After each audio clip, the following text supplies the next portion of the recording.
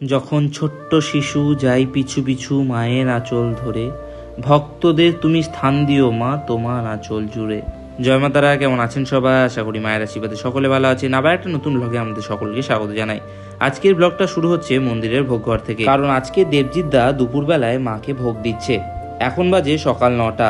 আজ এক দাদা মায়ের কাছে তার পরিবারকে নিয়ে পুজো দেওয়ার জন্য এসছে। তো চলুন প্রথমেই আপনাদের জগৎজননী মায়ের এক অপূর্ব রূপে দর্শন করায়। আর এই হচ্ছে আমাদের জগৎজননী আনন্দময়ী শিলাময়ী মা উগ্রতারা।